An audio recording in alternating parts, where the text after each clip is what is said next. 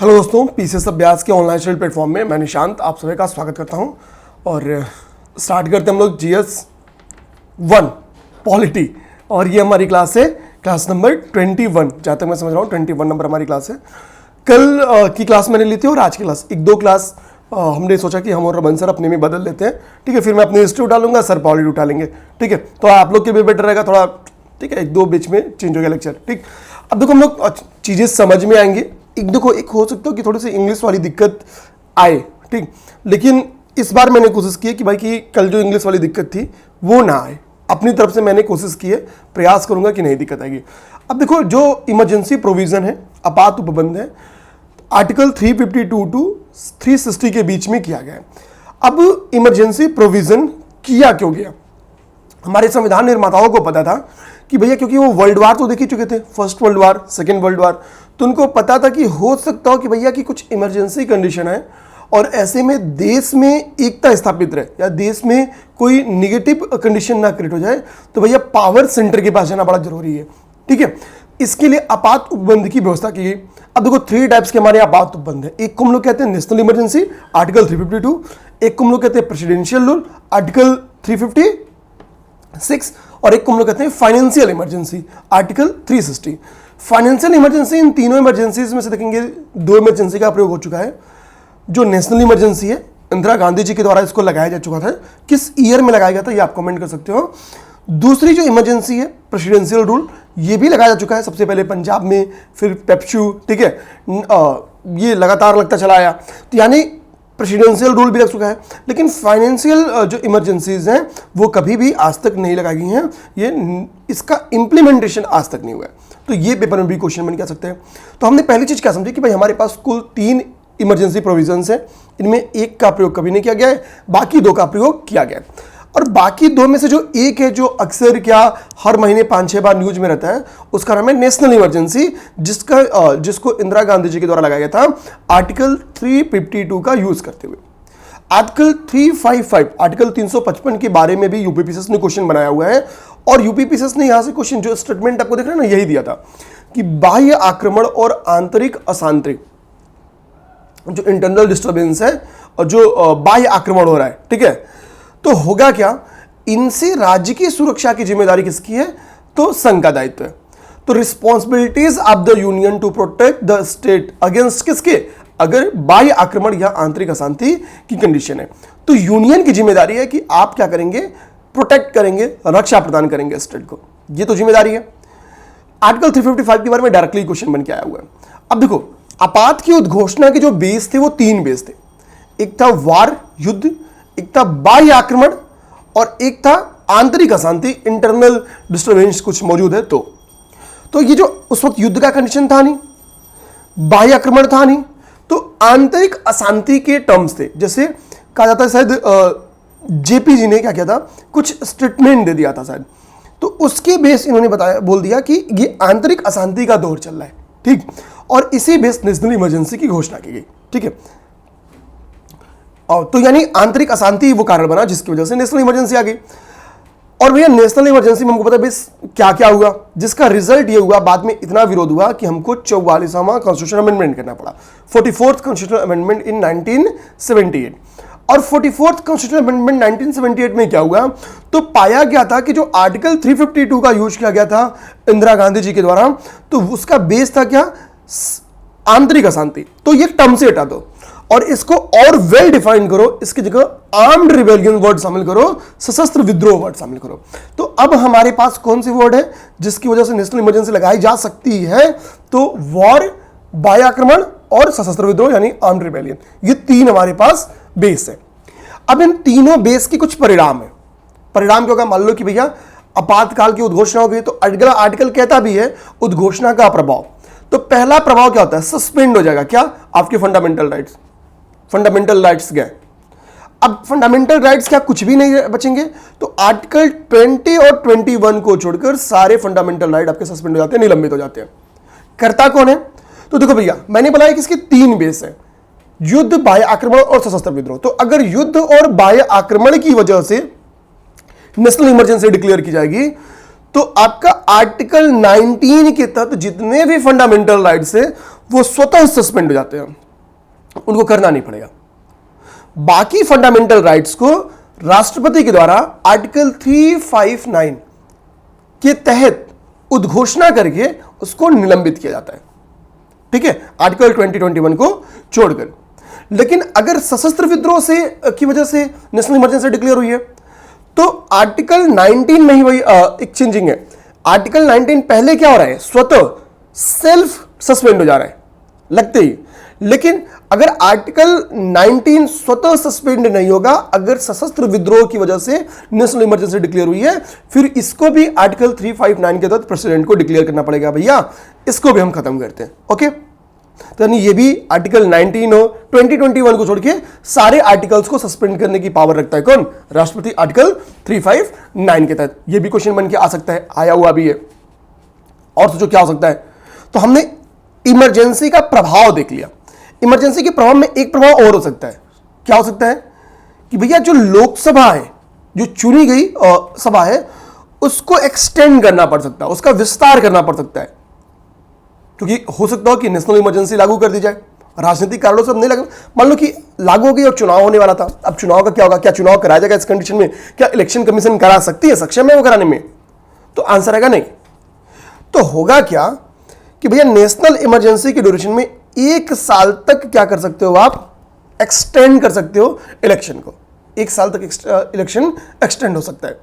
और कब तक, तो टिल इमरजेंसी, जब तक इमरजेंसी चल रही है तब तक 1-1 साल करके आप क्या कर सकते हो कि भैया पार्लियामेंट को आगे बढ़ा सकते हो, यानी आम इलेक्शन को डाल सकते हो। लेकिन अगर उद्घोषणा समाप्त होगी, यानी आपातकाल अगर समाप्त होता है, तो विद इन 6 मंथ आपको इलेक्शन कराना होगा। इस टर्म्स को समझना। आप क्या कर सकते हो भाई कि 1-1 साल तक टाल सकते हो कि भाई 1 साल तक हम जनरल इलेक्शन टाल दिए। लेकिन सपोज कि मान लो आज आपका 20 जुलाई है, 20 जुलाई है, और आज क्या हुआ, मान लो कि नेशनल इमरजेंसी लगा था और अब नेशनल इमरजेंसी को खत्म कर दिया गया, नेशनल इमरजेंसी समाप्त हो गई। और मान लो कि 1 साल का जो लोकसभा का मतलब जो कार्यकाल बढ़ाया गया था, वो सपोज मान लो 1 अप्रैल को इसको बढ़ाया गया था, 1 अप्रैल 2024 को। तो 1 साल कब आता है, 1 साल आएगा भैया 1 अप्रैल 2025 को। तो भाई बढ़ तो गई है कब तक, 2025 तक। लेकिन इसमें एक प्रोविजन और है कि नेशनल इमरजेंसी के समाप्ति के विद इन 6 मंथ आपको क्या करना होगा, लोकसभा इलेक्शन करवाना ही होगा। यानी 6 माह से ज्यादा समाप्ति होने के पश्चात आप इसको एक्सटेंड नहीं कर सकते हैं। ये टर्म्स है। तो लोकसभा पे क्या इंपैक्ट पड़ता है ये देख लिए। इसी तरीके से आपकी आती है प्रेसिडेंशियल रूल। कब, तो किसी भी स्टेट में प्रेसिडेंशियल रूल कब लगता है, जब उस स्टेट का जो शासन है वो पार्लियामेंट, वो आपके कॉन्स्टिट्यूशन के अकॉर्डिंग ना चला, उसके प्रोविजंस के अकॉर्डिंग ना चला, तो प्रेसिडेंशियल रूल लग जाएगा। अब बात आती है कि प्रेसिडेंशियल रूल का सुझाव करते तो गवर्नर बोलेगा, राष्ट्रपति स्वतः संज्ञान भी ले सकते हैं। ओके, अब बात आती है कि चलो प्रेसिडेंशियल रूल लग गया, लेकिन कब तक शासन रहेगा, क्या आजीवन रहेगा? तो ऐसा नहीं है, इसका लिमिटेशन है। पहली बात तो 6 मंथ, 6 महीने करके आप इसको मैक्सिमम 6 ईयर तक, 3 ईयर तक इसको एक्सटेंड कर सकते हो, 6 मंथ करके 6 महीने करके। लेकिन मान लो आपने एक बार 6 महीने के लिए प्रेसिडेंशियल रूल लगा दिया, अब इसको फिर से एक्सटेंड कर रहे हो 6 महीने के लिए, 6 मंथ और लग गया, यानी एक्सटेंड कितना हो गया, 1 ईयर। तो 1 ईयर के बाद जब इसको दोबारा एक्सटेंड करना होगा, तो इलेक्शन कमीशन अगर कहेगा कि भैया not possible to hold election, अगर इलेक्शन कमीशन कहे कि भैया इस कंडीशन में भी इलेक्शन नहीं करा सकते हैं, तभी ये अगला 6 मंथ इंक्रीज करेगा।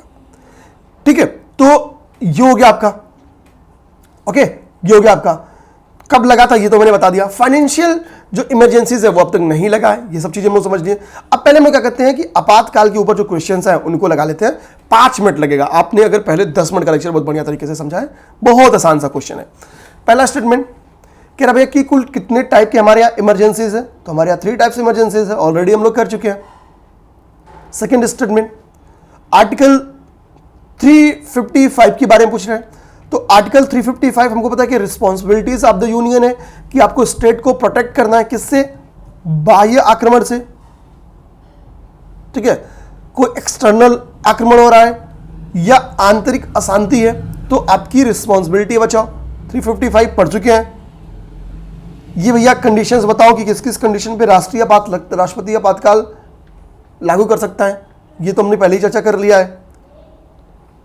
ओके, अब देखो ये स्टार पॉइंट जो है ना, ये अभी किसी एग्जाम में रिविजन में क्वेश्चन बन के आ हुए थे, इसलिए संसद द्वारा संकट काल की घोषणा का अनुमोदन कितनी। अच्छा, यहां पे एक चीज मैंने आपको नहीं समझाया कि मैंने बताया कि ठीक है यार कि आपात की उद्घोषणा तो होगी, लेकिन आपात की उद्घोषणा होती कैसी है। तो जब 44th कॉन्स्टिट्यूशनल अमेंडमेंट किया गया तो बहुत सी चेंजिंग की गई। पहली बात क्या कि भैया आप क्या करो, मंत्रिमंडल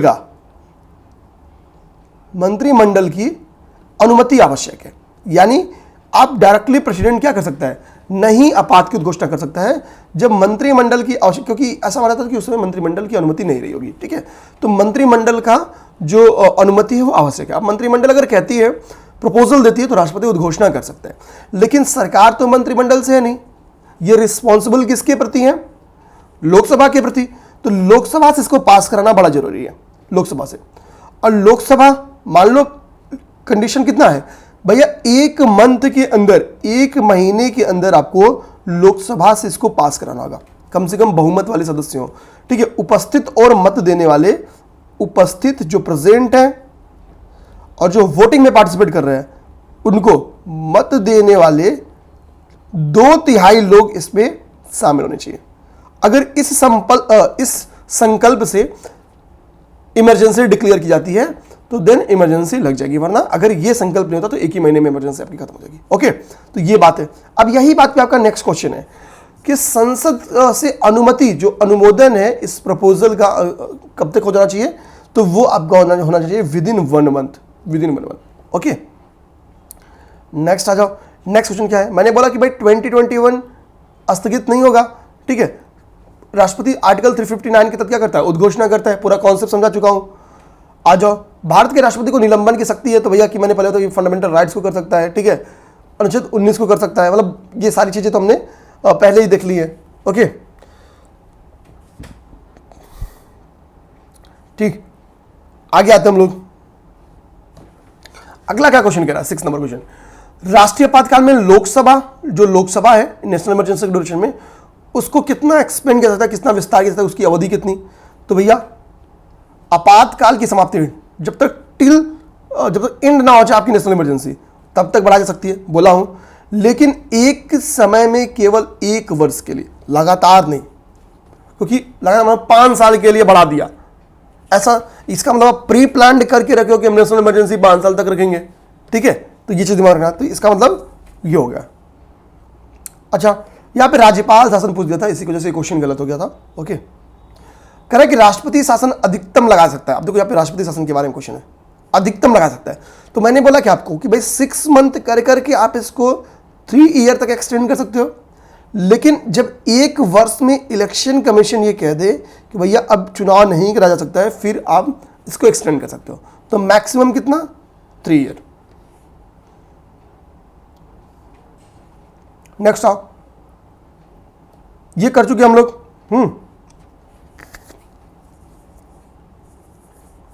आते हैं, निम्नलिखित में से भारतीय संविधान में किस अनुच्छेद का उपयोग अभी तक नहीं किया गया।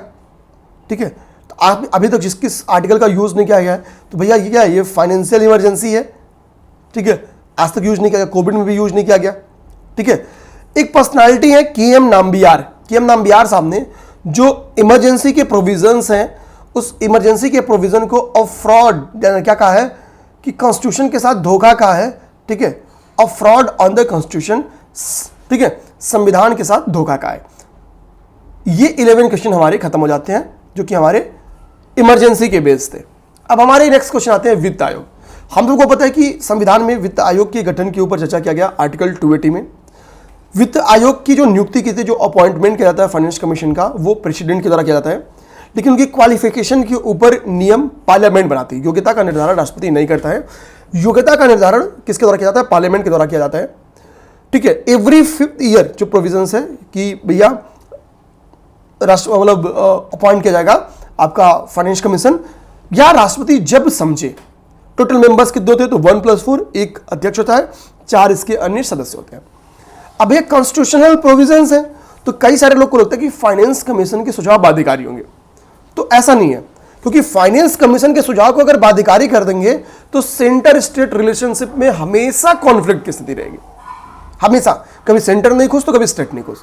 तो इसी के लिए इसके रिकमेंडेशंस को गैर बाध्यकारी प्रवृत्ति का बनाया गया है, ठीक है। स्टेट फाइनेंस कमीशन 343I में है, यानी स्टेट फाइनेंस कमीशन भी क्या है, एक संवैधानिक निकाय है, ओके। तो ये सारे फैक्ट्स हमने देख लिया। अब हम लोग क्वेश्चंस पे चलते हैं, इस चीज को समझ लिया। अच्छा, इनका काम क्या है? इनका काम बेसिकली क्या है कि सेंटर और स्टेट के बीच में जो रेवेन्यूज हैं उनका निर्धारण, ठीक है, स्टेट का कितना अंश है उसका निर्धारण करना इनका काम है, यानी केंद्रीय करों में राज्य का कितना हिस्सा है इस पर रिकमेंडेशन देना इनका काम है बेसिकली। तो पहला क्वेश्चन क्या कर रहा है कि भैया जनरली आप देखोगे कि भारत में हर 5th ईयर पे फाइनेंस कमीशन अपॉइंट किया जाता है, वाई? तो केंद्रीय अनुदान जो केंद्रीय, ठीक है, उस है उसमें, और संघ के राजस्व में, संघ के रेवेन्यू में, यूनियन के रेवेन्यू में राज्यों के अंशदान को निर्धारित करना, राज्यों की क्या हिस्सेदारी है उसको निर्धारित करना इनका काम है, ओके।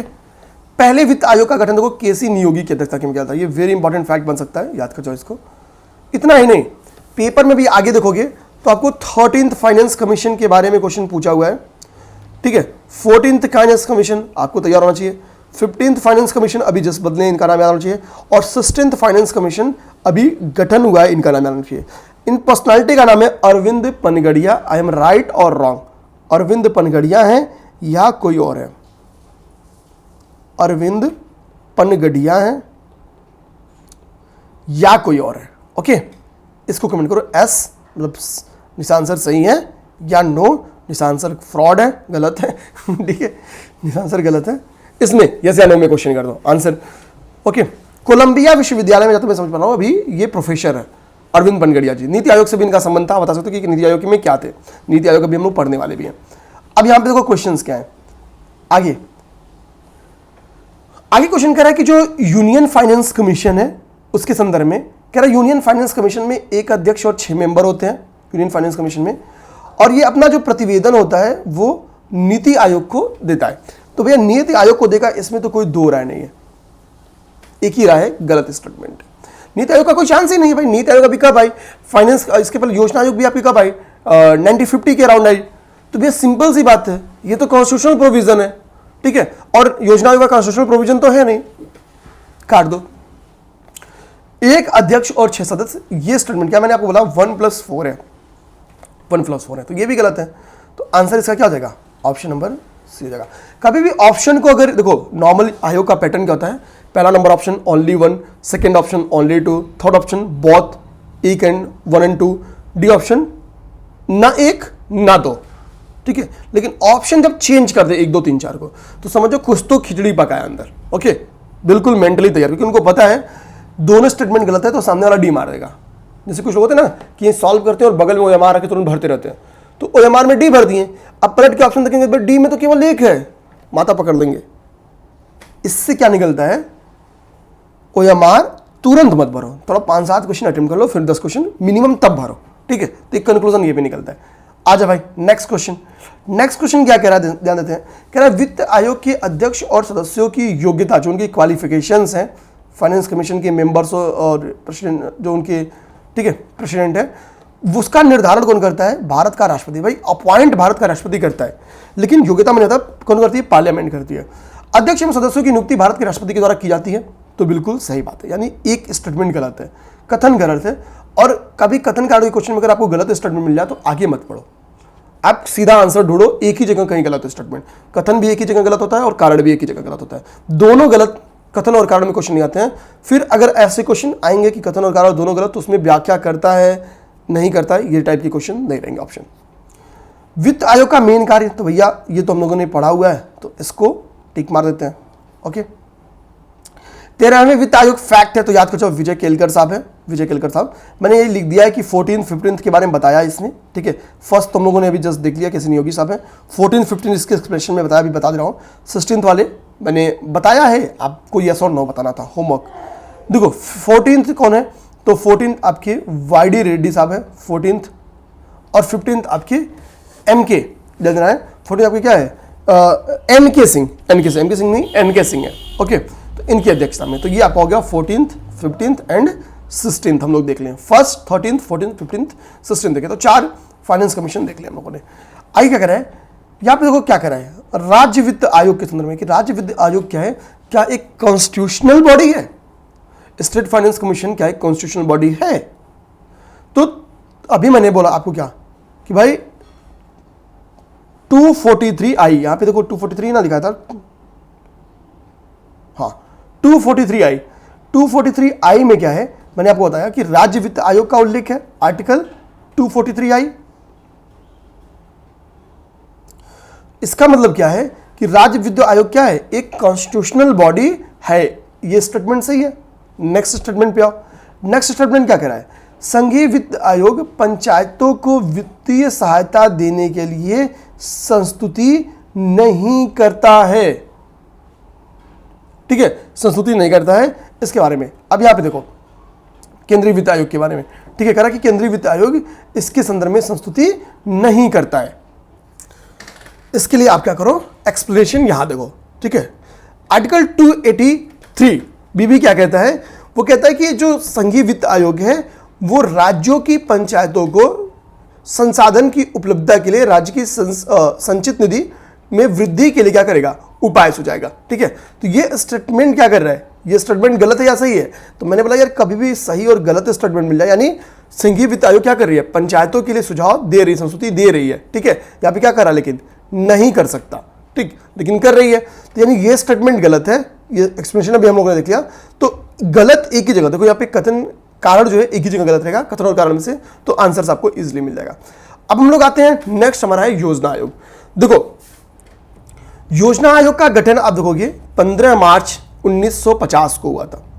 एक मंत्रिमंडलीय प्रस्ताव या मंत्रिमंडल संपर्क के द्वारा, ठीक है, या ठीक है जो भी कह लो, प्रस्ताव के द्वारा।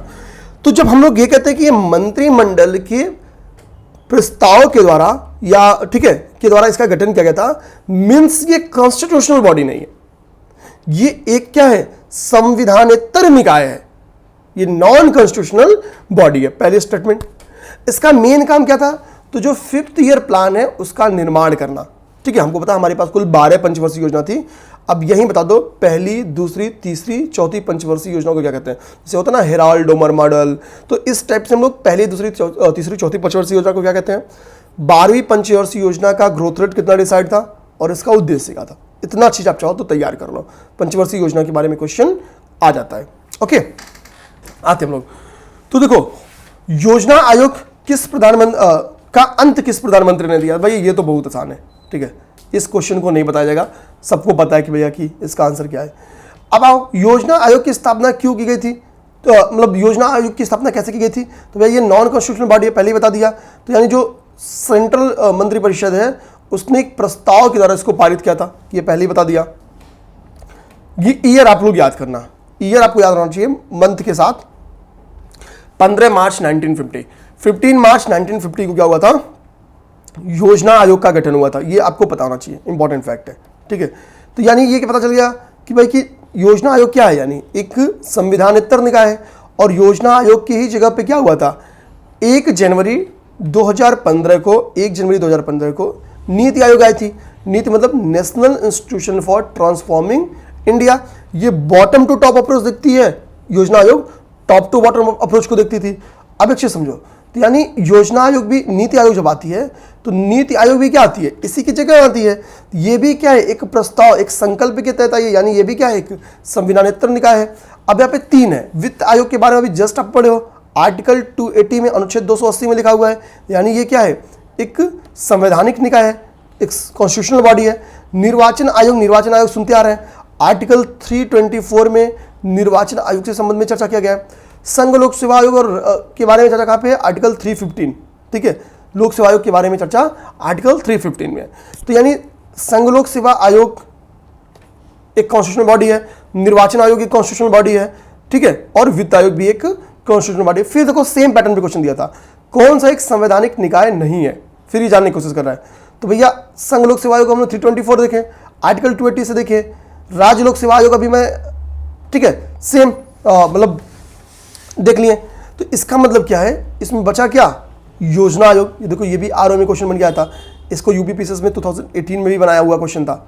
ओके, आते हम लोग नेक्स्ट देखते हैं। निम्न में से कौन सा संविधानेतर संस्था है? 4 ऑप्शन है। संघ लोक सेवा, अब ये संविधानेतर संस्था यानी नॉन कॉन्स्टिट्यूशनल है, फिर इसमें यही सोचो ये योजना आयोग आ गया तो आंसर मिल गया। अब ऑप्शन तो हर बार सेम है, यानी 2003 का क्वेश्चन हो, 4 का क्वेश्चन हो, 8 का क्वेश्चन हो, 10 का क्वेश्चन हो, 13 का क्वेश्चन हो, 14 का क्वेश्चन हो, हर साल एक क्वेश्चन सेम आया हुआ है, आराम से आपसे हो जाने वाला है। अब देखो यहाँ पे नीति आयोग के बारे में क्या क्या फैक्ट लिखा गया है। पहला फैक्ट लिखा गया कि भाई इसका फुल फॉर्म क्या है। इसके फुल फॉर्म के ऊपर ऑलरेडी हम लोगों ने चर्चा पहले ही कर ली, तो कोई दिक्कत नहीं। National institute for transforming India, कब इसका गठन किया गया था? तो इसका गठन किया गया 1 जनवरी 2015 को, इसमें कोई दिक्कत नहीं है। अध्यक्ष कौन होता है? तो इसके अध्यक्ष प्रधानमंत्री होते हैं। योजना आयोग के भी जो अध्यक्ष थे उसके भी वो कौन होते हैं? वो भी प्रधानमंत्री ही हुआ करते थे। ओके, तो ये चीज हम लोग देख लिए। देखो यहाँ पे भी वही क्वेश्चन पूछ दिया जो अभी जस्ट बोला हूँ, योजना आयोग का अध्यक्ष कौन होता था? Prime minister. अच्छा एक चीज सोचो, एक बार क्वेश्चन बन गया है कि नीति आयोग का अध्यक्ष परमानेंट मेंबर होता है, परमानेंट। अब कभी नीति आयोग के अध्यक्ष का कार्यकाल डिसाइड करते हो कि भाई कि नीति आयोग के अध्यक्ष का कार्यकाल 5 ईयर या 70 ईयर, जो भी पहले हो वो माना जाएगा? तो ऐसा नहीं है, क्योंकि अध्यक्षता कौन करेगा? प्राइम मिनिस्टर, और ये बाउंड्री प्राइम मिनिस्टर के साथ है नहीं। प्राइम मिनिस्टर तो 5 साल के पहले भी नहीं पढ़ सकते हैं। जैसे फॉर एग्जांपल अब तो गठबंधन की सरकार आ गई है, 3rd टेन्योर किसी ने सोचा भी नहीं था लेकिन आ गया, ठीक है। तो अक्सर कहा किया जाता है कि जिंदगी में आप जब ना सोचो कुछ गलत होने वाला है तभी होता है, ठीक। ऊपर वाला बहुत तगड़ा परीक्षा ले रहा होता है, ठीक। अब जिसकी भी जिंदगी में देख जाओ, ठीक, जब लगेगा यार कि अब तो सब कुछ बढ़िया चल रहा है, अब तो मतलब कुछ गड़बड़ हो ही नहीं सकता है, तब आप ऊपर वाले को चैलेंज दे देते हो, ठीक है। वो कहता अच्छा ठीक है, लो झेलो। अब मान लो कि भैया कि सरकार गिर जाए तो प्रधानमंत्री अध्यक्ष है, नीति आयोग का अध्यक्ष बदल जाएगा, जो नेक्स्ट प्रधानमंत्री आएगा वो आएगा, ठीक है। कभी आपको राहुल गांधी भी प्रधानमंत्री बन जाएंगे तो नीति आयोग के अध्यक्ष मिलेंगे, हो सकता है वो आए तो नीति आयोग को बदल के फिर से योजना आयोग करते तो वो योजना आयोग के अध्यक्ष हो जाएंगे। तो खैर ये चलता रहेगा, ये चलता रहेगा, ओके, ये चलता रहेगा। अब हम लोग आते हैं नेक्स्ट क्वेश्चन। तो इस क्वेश्चन का आंसर क्या है? बी। क्या कह रहा है? क्यों बी है? नीति आयोग के संदर्भ में कह रहा है कौन सा एक ऐसा ऑप्शन है जो सही नहीं है। तो योजना आयोग की जगह पे गठन हुआ था, इतने में हुआ था सहकारी संघवाद को बढ़ावा देना काम था, क्योंकि स्टेट का भी इसमें देखेंगे भूमिका बहुत ज्यादा है, बॉटम टू टॉप अप्रोच देखती है। बट इसका पूर्णकालिक मेंबर, परमानेंट मेंबर प्रेसिडेंट लिख रहा है कौन? तो ये नहीं होगा, ठीक है भाई। 1 महीने में भी बदल सकता है, 5 साल में भी रह सकता है, और 3-3 साल टेन्योर रहेगा तो 15 साल में भी नहीं बदलेगा ठीक है। तो अभी तो मतलब पूर्णकालिक ही है, अब तक एक ही अध्यक्ष है इसका जब से ये बना है, ठीक। अभी आते हैं योजना आयोग का उपाध्यक्ष किसके समकक्ष? कैबिनेट मंत्री होता था, ठीक है। उसका दर्जा क्या था? कैबिनेट मंत्री का। तो कैबिनेट मिनिस्टर का दर्जा जो आपके विपक्ष का नेता होता है, ठीक है, उसका भी दर्जा यही होता है। आगे आएंगे, ये आप क्वेश्चन आपका वैलिड नहीं है, काट दो।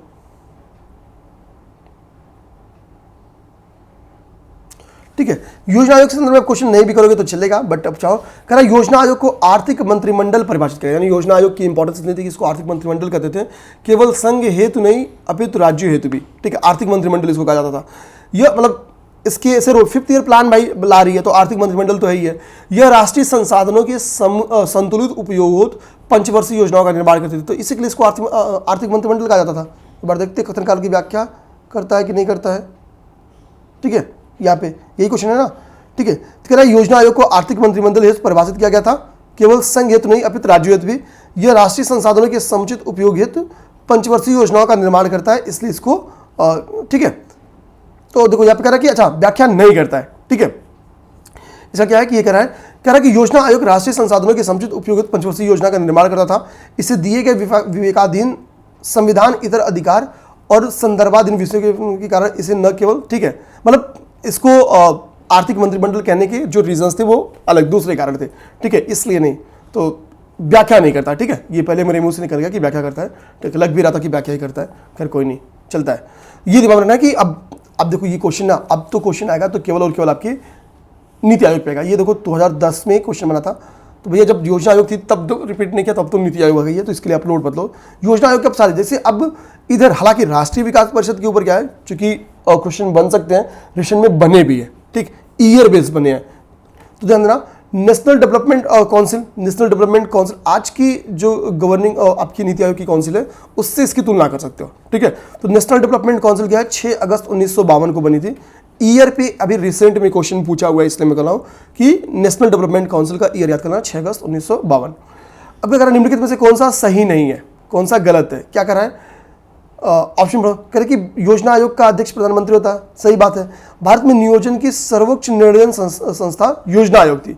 भारत के नियोजन के लिए सर्वोच्च निर्णय संस्था, ठीक है, सर्वोच्च निर्णय संस्था योजना आयोग थी।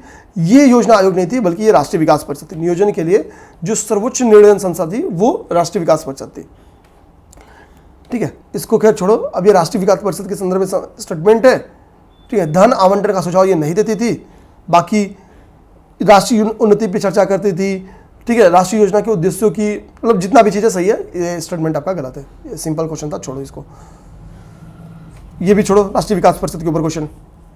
कुल मिलाकर के अब देखो क्या करना है, यानी ये योजना आयोग के ऊपर बेसिक फैक्ट दिमाग में रखना कि योजना आयोग का गठन कब हुआ, इसके अध्यक्ष कौन थे, 5th ईयर प्लान यहाँ से चाहो दिमाग में रख चुको, ठीक है। और इसी संबंधित आपका राष्ट्रीय विकास परिषद है, इसकी स्थापना कब होती है, इसकी स्थापना आपकी 1952 में 6 अगस्त 1952 को होती है। इसका काम क्या था, तो नियोजन की सबसे बड़ी संस्था थी, ओके। ये सारी फैक्ट्स हम लोग रख लेंगे दिमाग में। अब इसके बाद से आता है लोकपाल। देखो, अगर हम लोग स्वीडन की जो ओम्बुड्समैन था, ठीक है, अगर हम लोग ओम्बुड्समैन यानी यूरोपियन ओम्बुड्समैन के संदर्भ को देखें तो भारत में उसका मतलब क्या निकलता है, लोकपाल। लोकपाल बेसिकली क्या कहते हैं, भ्रष्टाचार की रोकथाम के लिए इसकी गठन की बात होती है। लोकपाल का काम होता है कि भ्रष्टाचार पे कार्रवाई करना या भ्रष्टाचारियों पे कार्रवाई करना, ठीक है। फर्स्ट एआरसी का ये सुझाव था कि भैया हमको क्या करना चाहिए। फर्स्ट एआरसी का गठन किसकी अध्यक्षता में हुआ था, तो मोरारजी देसाई की अध्यक्षता में फर्स्ट एआरसी का गठन 1966 में 1966 में किया गया था, ठीक है, ध्यान देना है। बाद में मोरारजी मतलब देसाई इसके अध्यक्ष हट गए थे, ठीक है। कह रहा कि बाद में 1967 में के हनुमंतैया को इसका अध्यक्ष बनाया गया था, ठीक है, के हनुमंतैया को।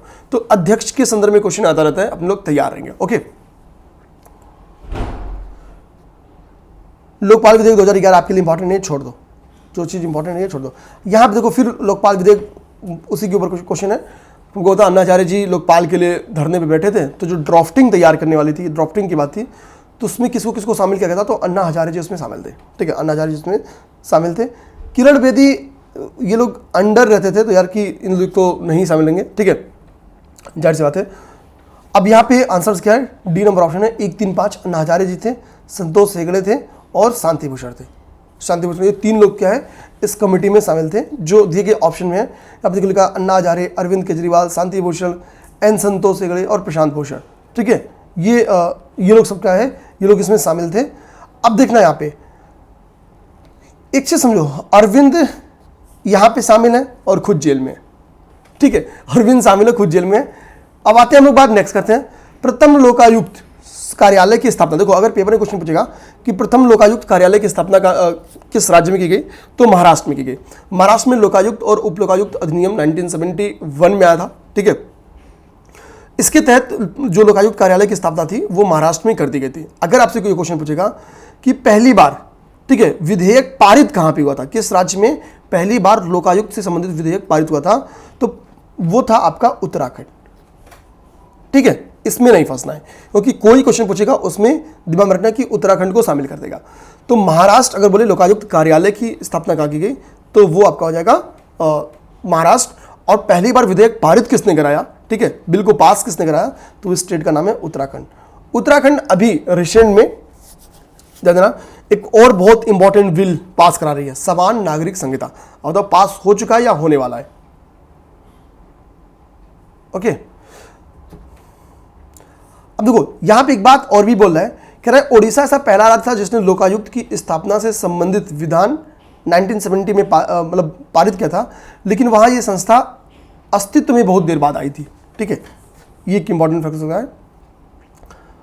अब आएंगे उत्तर प्रदेश। उत्तर प्रदेश में 1975 में उत्तर प्रदेश लोकायुक्त अधिनियम कब आया था, तो उत्तर प्रदेश का लोकायुक्त अधिनियम 1975 में था।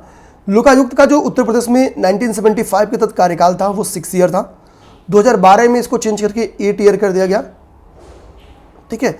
अभी योगी जी फिर से चेंज करके इसमें इनका कार्यकाल कितना कर दिए, 5 ईयर कर दिए। तो भैया ये क्वेश्चन 2012 के पहले आता तो इसका आंसर क्या होता, 6 ईयर होता। 2012 के बाद आया, इसका आंसर क्या होता, 8 आता। अब इसका आंसर क्या होगा, 5 आंसर आएगा। ओके तो इसका आंसर अब करेंट में तो 5 सही है। ओके तो ये 6 ईयर क्या है, बिफोर 2012, आफ्टर 2012 टू 2023 तक पेपर में आया तो ये कर दिए। अब 2024 के बाद पेपर में क्वेश्चन आएगा तो यहां से करेंगे 5 वर्ष। ओके ध्यान देना 5 वर्ष। अच्छा बताओ अब ये 5 वर्ष क्या है, 5 ईयर 80 ईयर है जो भी पहले हो, 5 ईयर 75 ईयर है जो भी पहले हो, 5 ईयर 70 ईयर है जो भी पहले हो, या 5 ईयर 65 ईयर है जो भी पहले हो। ठीक है ये बताओ इनमें से क्या है, ये 4 option, A option, B option, C option, D option क्या है।